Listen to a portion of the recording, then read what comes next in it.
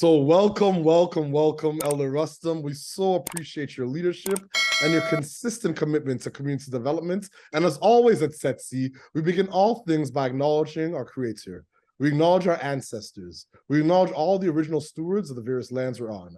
We acknowledge all those who toiled without compassion or compensation. We acknowledge all our elders and community stalwarts whose shoulders we stand on as we build, share, and learn together for our collective liberation and sovereignty. So, Elder Rustum, can you please share a little bit with us about your remarkable background and your work, and please share a bit about your life, if possible, with our remarkable listeners and viewers. Victor, thanks so much, and I really appreciate you being very insistent that we get this conversation in the books. I want to thank you also for the work that you're doing and everything else you've done so far. You have a remarkable history, and we need people like you on our side as we're in this journey. Of journeys myself, I don't know how far back you want me to go. Like I keep jokingly telling folks that I've been around since the Rock of Ages was just a pebble. Right.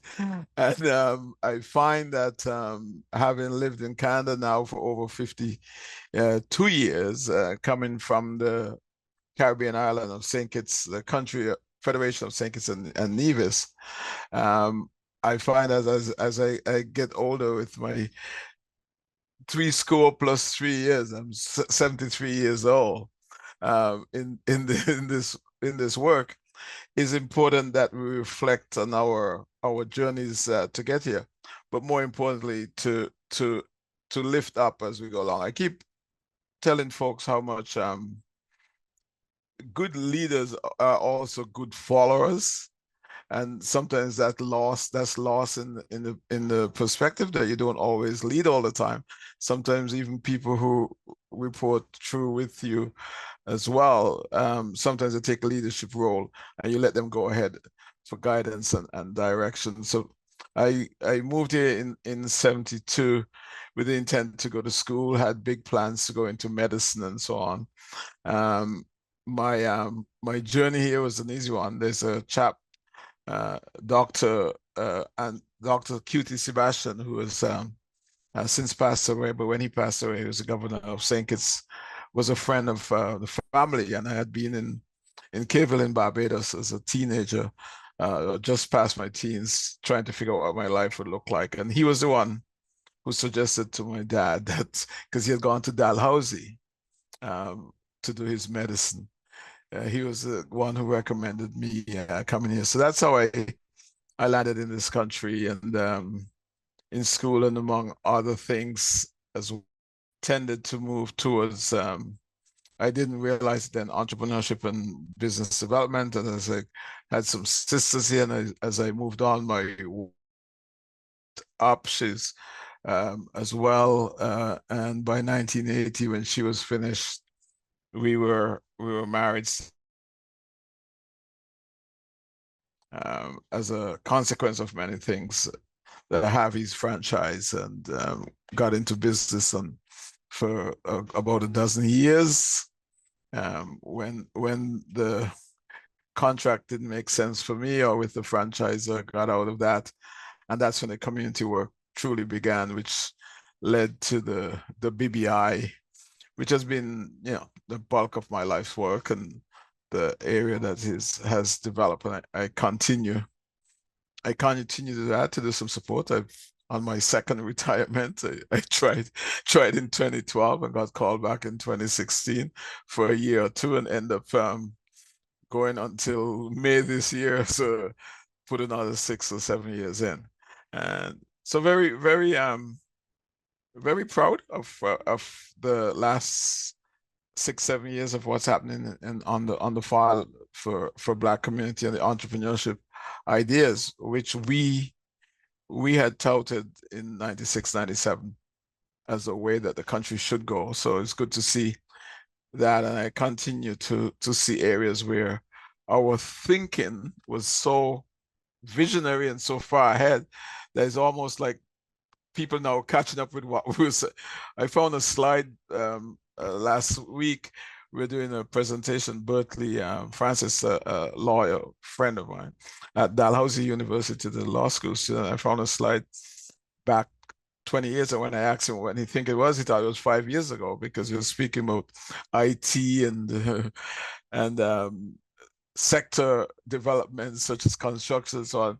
And people just now speaking about those. We didn't have the resources, of course, to explode. So, I mean, yeah, I can go on and on, but I hope I covered what you expected in the introduction. If you didn't, just let me know and I can continue. Yeah, no, I definitely, when it comes to someone with your stature, your tenure, and your body of work, it's not on me to interrupt. I'm just letting you pour all the wisdom and all the jewels. So I give thanks.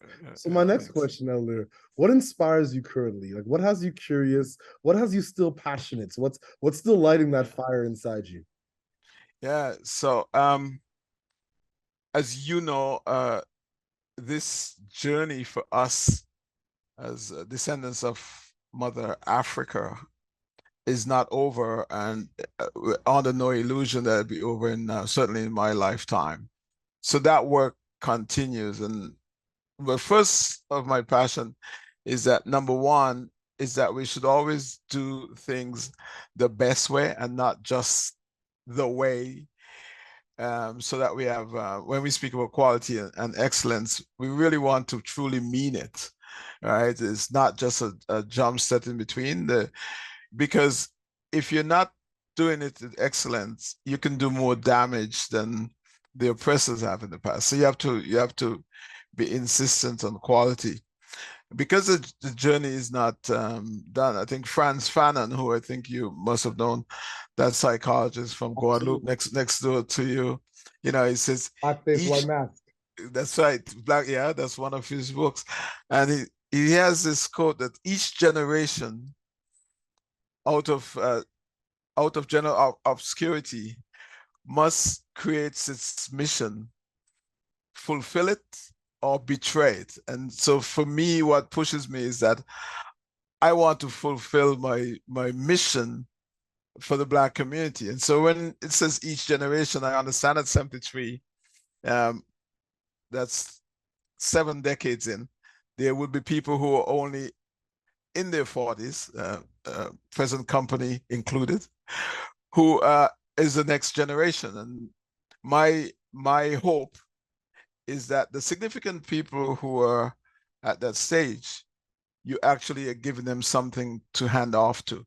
So when you ask me about the passion and mission, I have no reason to feel that it's not able. Last week, BBI had some award session, and I was trying to explain to them there are about 4 either deputy ministers or ADMs in Nova Scotia.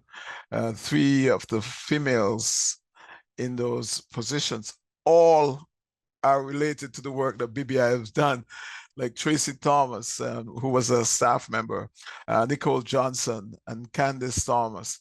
Those are significant women in the politics of, and I think for Nova Scotia, should be proud, because I'm not sure if many of the other provinces have that high of a percentage of Black ADMs and those guys in there, but it speaks to that. And Keisha Jeffries, who is a young lady who was in our Businesses Jamming Youth Program, PhD in nursing, who is doing significant work, and she outlined that the lady who's now running, Ms. Jones, who's now running the African Canadian Studies in the med school, all were in the Businesses Jamming Program of BBI, which is started in 1999. Ross Simmons, the preeminent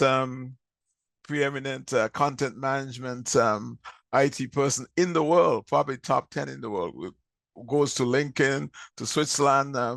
He's a young guy who I knew when he was 14, 15 in the Businesses Jamming Program, and Mamadou Wade and Hope Blooms and so on. So yeah, so when guys ask about what's driving the passion, it's for me is that we do have the folks who can do quality, and given the right opportunity and the right circumstances, you can see. And so I named Keisha because we were at a conference of universities studying slavery a few weeks ago. And I remember her saying, what is it was happening in 1999, 2000, early around BBI and businesses jamming, why so many key leaders came out of it. Pretty impressive as well. And that's the unfinished work. And I know my place. So I'm willing to step away and be in the background to support any of that kind of thinking, any way I can. Yeah, absolutely. It's fascinating. Recently, when I look at the work of BBI and the work the amount of entrepreneurs that you've incubated, accelerated, developed, and the amounts of best practices predicated on values and principles. Even your logo has an Adinkra symbol in it that speaks to resilience of us as a people of African descent from the motherland. My next question is, how do you feel about the future of Black entrepreneurship in Canada based off of the body of work that you as an individual and your organization have facilitated? Great question. I think at this time of my life, it's sometimes I know we've taken the scars. We got the scars to show for it over the years. But sometimes you feel really sweet because from British Columbia right across the country, people are now coming to us asking for tidbits. And you know that the FACE Coalition, I think when that was being set up, we gave them our playbook with, with all the process, the hiccups, the direction, and predicting to them some of the things that would happen. I think Tiffany often said, "You told us this would happen." Not wanting them to listen because they need their own experience as well.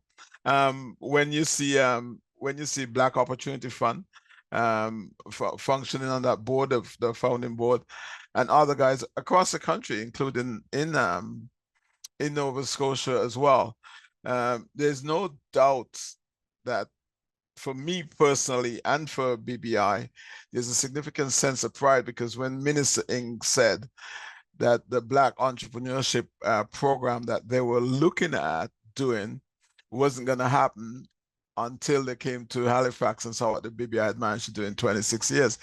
That's an immense sense of pride for me, because even with us, we were looking at Group Transet, BBPA, the Coudenage Center, and others, and compiling 100 years or so. But when the government announced FACE, they identify about 35 years. And 25 of those years was BBI years in business as well. So, and we weren't afraid to share what hiccups and strategies, what had failed, what's good inside those organizations as well. So for me, when I see these organizations and the infrastructure, I have great hope for where we are, because you're seeing a better quality of organizations now. The minds that are around the table of Black Opportunity Fund, it's phenomenal guys who have done heavy lifting in that sector. But you can't only be you and me were speaking about spirituality and so on, and you can't only be one thing, right? So you need those kind of minds, but you need other operational stuff. So folks would come with those, and so we have to find a better way for us to work together with those tools and not against each other, because you have a lot of organizations now. I mean, I mentioned some, but you also have FFBC, the work that you do with Setsi. And I remember hitting the dream, guys, we need to get an economic conference. So you don't need the hundreds of people, you need about 15 or 16 strong organization to sit down and talk how we can work together better. Because there's a term that I use often that refers to competition, because there can be sometimes when and it's not mine, it's from McKinsey Consultancy, but there are times when you work competitively for things, but then there are other times that you have to work together to execute. And the universities do it well. When they're doing research grants, you'll find Dalhousie and St. Mary's are bidding for the same thing. But when they get the grant, they will go back and put a pool of guys to do the research and the work, and the community is stronger. So I don't know if in my lifetime it will happen, but we need to get there somehow, that the stuff that Setsi do benefit the work that BBI and others are doing to deliver that. I think there's also a higher quality. And here's the thing, Victor. younger community need to realize that in this life, it's a gift. Nothing is promised, and we better believe that the mindset and the folks who you need to support aren't going to be there forever. So we have to be not only doing the SAP, but we have to be bringing on the stuff. And I'll give you one example, and I'll close off on your question. Some years ago, there's a young guy who started his own company, even before BBI started. His name was Glenn Carvery. $10,000, right? In the probably early 90s, just around that time. When BBI started, we worked with him, help him to grow his company. One of the key turning points that he had was he was a painted company, and he bid on putting the streets, the lines in the middle of the streets and so on. That's how he bid on that. And the big guys were laughing because they'd done it for years. The city was giving it to them. And who's this little black business owner who think he could? And what he did, he went out and he actually rented or bought floodlights, and he did it at night. So innovation, right? He saved a ton of money. He didn't have to do the traffic diversion as much as the bigger companies tried to do during the day. He didn't have a lot of cars driving over it and the angst and so on. And he was very efficient. And he grew that company. That if you see the company now, they have the huge business building that they own in Burnside. He's into apartments and so on.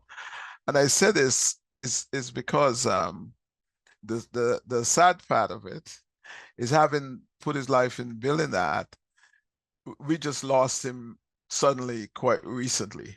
55 years old, right? Young guy's the top player. He'll take a company from 10,000. He's several successful business, and the good part of it is that his sons are involved now, old enough to be involved in those things. So for the message for me is that nothing is forever, and even as successful as you have to be prepared to what come next. So we also need to get startups, but we also need to build on the stronger companies, especially people like Glenn, bless his soul, who actually would invest in community, but also support and raise the bar as well and make us proud.